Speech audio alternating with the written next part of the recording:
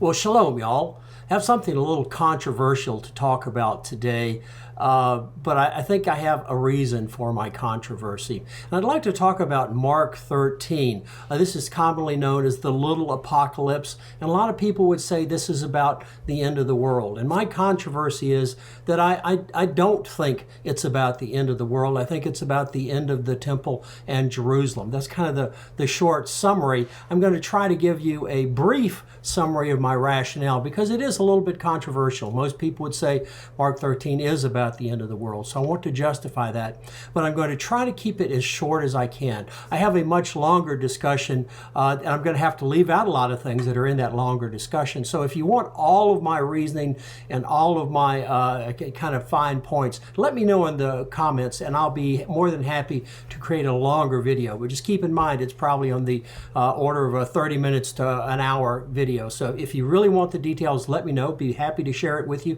But otherwise, I'm going to try to keep this just as brief as possible. And my reasoning is based on what the text says, not necessarily what other people have told me the text says. So I want to look at the context of the text. I want to look at what the text says. I want to look at the grammar of the text. And I'm going to use the synoptic gospels, Matthew and Luke, to try to help me understand what's going on here.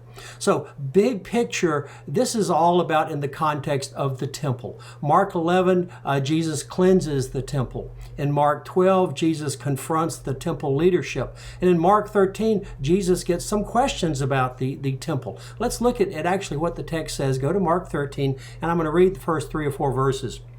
As he was going out of the temple, one of his disciples said to him, "Teacher, behold what wonderful stones and what wonderful buildings."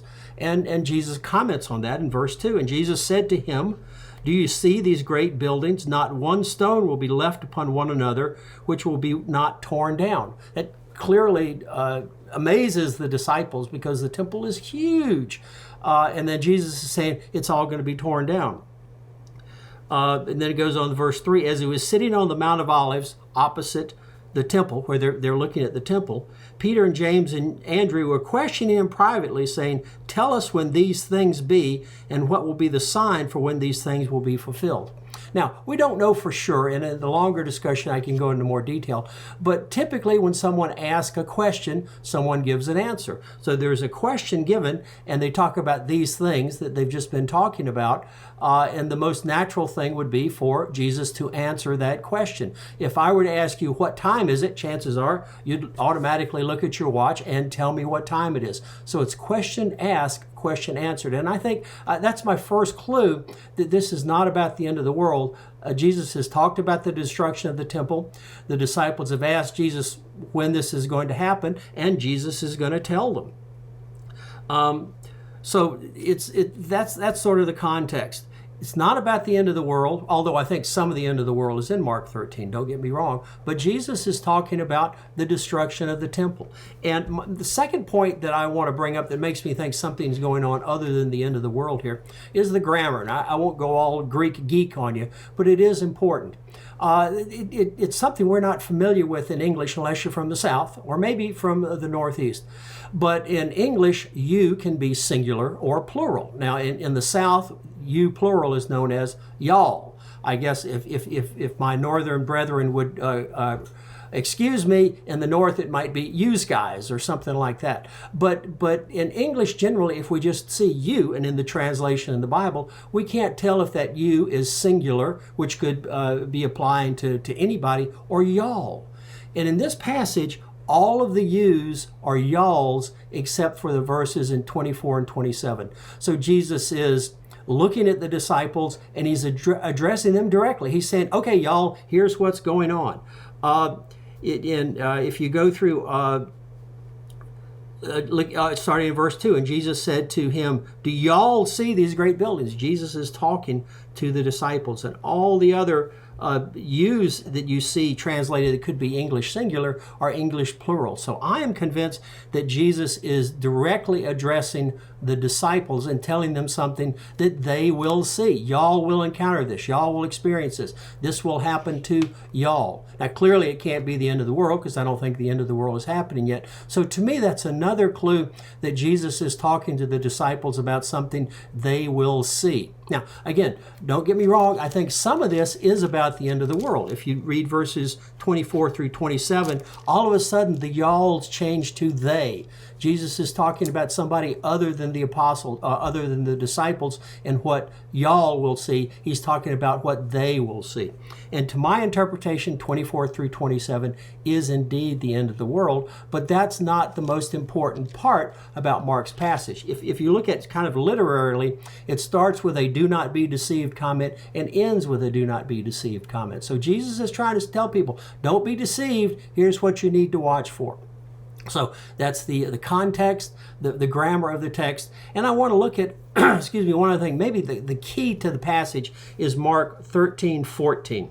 And it says, but when you see the abomination of desolation standing where it should not be, let the reader understand, then those who are in Judea must flee to the mountains. Now, a lot going on. I'm a reader, and I'm sorry, I just don't understand that. If all I've got is Mark, I'm going, what's the abomination of desolation? I don't know what good it does. If it's the end of the world, what good does it do to flee to the mountains? Doesn't make any sense to me. But so this is an indication, or this is a time when the Bible can help us interpret what's in the Bible. Now, Matthew, Mark, and Luke are called the Synoptic Gospels because everybody agrees there's some sort of literary relationship among them, that they used each other as sources and drew on each other.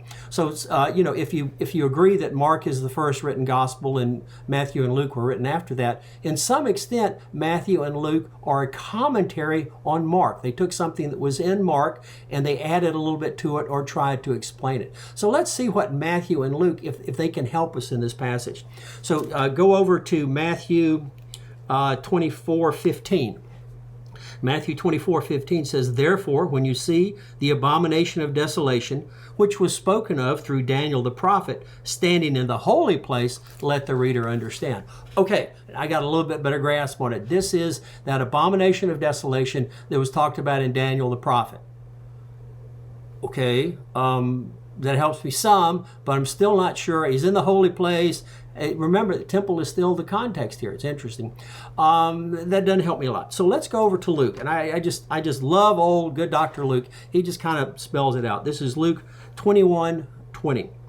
But when you see, and again, this is the y'all, when y'all see, Jesus is talking to the disciples, and he says, when y'all see Jerusalem surrounded by armies, then recognize that her desolation is near, referring to Jerusalem and the temple. Then those who are in Judea must flee to the mountains, and those who are in the midst of the city must leave. Thank you, Luke. I got it. When you see Jerusalem, when y'all see Jerusalem surrounded by armies, get out of town. Now that makes perfect sense. Do we know historically in 68 the Jews rebelled against Rome, and Rome sent legions to Israel to put them down, and they cleared out the countryside and they got ready to attack Jerusalem, and they literally built a fence around Jerusalem and killed everybody in the fence and destroyed everything in the temple. That was the end point. But when Jerusalem was surrounded, Jews from all over the world came to defend Jerusalem because the temple was in Jerusalem and they were defending the temple, which they saw as the seat of God. Now, all that's grammatically correct. All that's textually correct, I think. My interpretation of that is Jesus is telling the disciples, when y'all see the Romans surrounding the city of Jerusalem, there is no need to go back to Jerusalem to try to defend the temple. The temple is gone. I am the temple. It doesn't matter what happens to the bricks and stones. They're going to be destroyed. There is no reason to risk your life to try to get into Jerusalem and fight the Romans. Get out of town.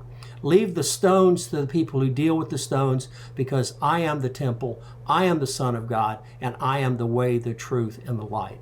And that's what Jesus wants them to understand. Don't be deceived when all kinds of things happen. Don't be deceived when the temple is destroyed, because the temple is only bricks and mortar, and I am the new temple. And I think that's the main point of Mark, and I think that speaks to us today in a much more powerful way than just talking about the end of the world. Yes, the end of the world is coming. Yes, Jesus has already won. I've checked the scoreboard, and God is 1-0. our team has won. We don't have to worry about that.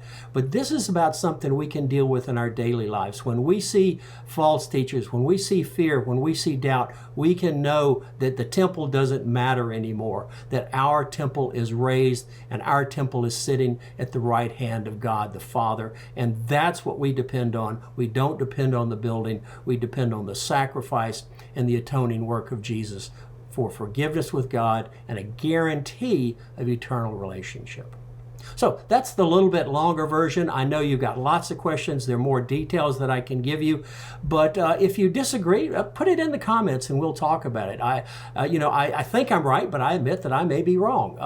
Pray for my salvation and I'll pray for yours, and maybe we'll all learn something. If there's something else you want to add to the conversation, leave it there too. So I'm putting this up as a means of dialogue among us, so that if I'm wrong, hopefully I can be corrected, and maybe y'all can learn something. So until next time, shalom, y'all, and I'll see you later.